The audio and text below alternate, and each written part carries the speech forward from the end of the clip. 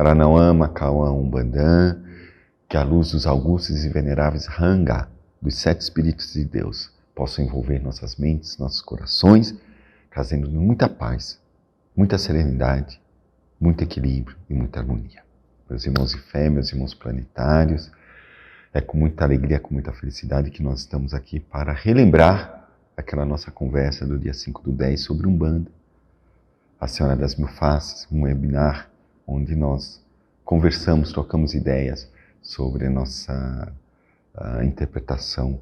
do que seja o sagrado dentro do movimento umbandista. Naquela ocasião, algumas questões não foram respondidas devido ao avançado da hora, e nós estamos retomando essas questões para que os nossos irmãos e irmãs que participaram possam ter atendido as suas expectativas. E hoje nós temos aqui a pergunta da nossa querida Érica Afonso, onde ela nos pergunta: qual a importância da Umbanda para a coletividade terrena? Érica, muito obrigado pela sua pergunta, muito obrigado pela sua questão. O movimento umbandista, para a coletividade planetária, ela se insere dentro de um dos 4 pilares do conhecimento humano. Quando nós falamos dos 4 pilares do conhecimento humano, filosofia, ciência, arte e religião, e no caso, o movimento umbandista, ele se insere nos movimentos filo-religiosos, nós precisamos trazer à nossa memória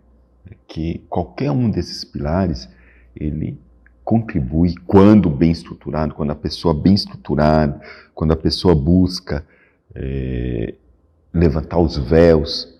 da ignorância, os véus do ódio,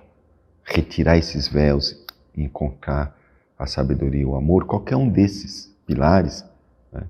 eles trazem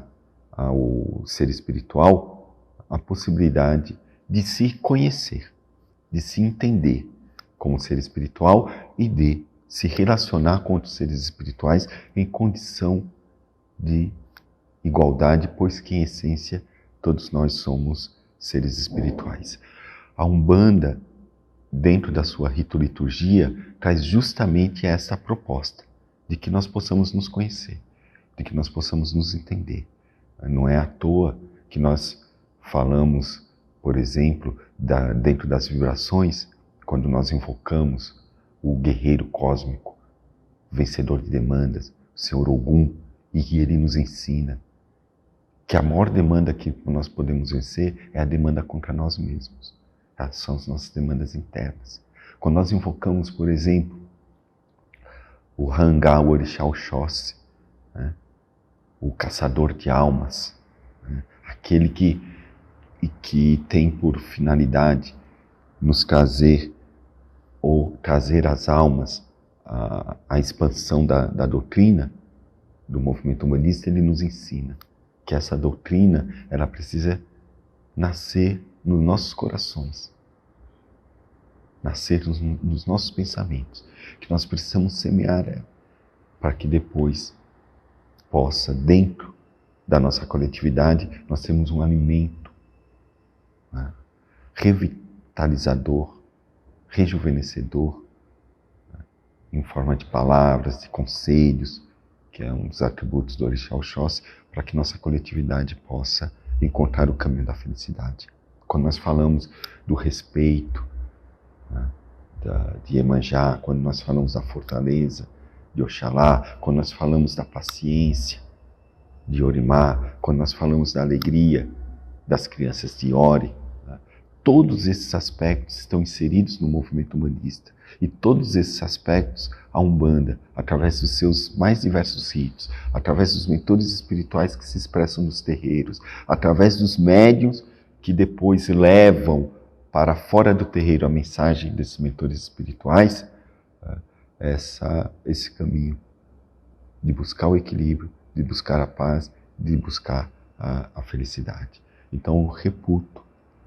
a importância não apenas do movimento umbandista, mas de todas as formas de manifestação do conhecimento, de todas as formas de manifestação do sagrado, seja ligado à ciência, à filosofia, à arte ou à religião em seus mais diversos aspectos, uma importância profunda para o despertar do ser espiritual às verdades superiores. Érica, muito obrigado pela sua pergunta, muito obrigado pela sua questão. Que a luz dos augustos e veneráveis orixás de Umbanda remetam todos nós à importância de buscarmos cada vez mais a evolução espiritual e nos transformarmos em seres melhores. Aranauã, Macauã, Umbandã, Saravá.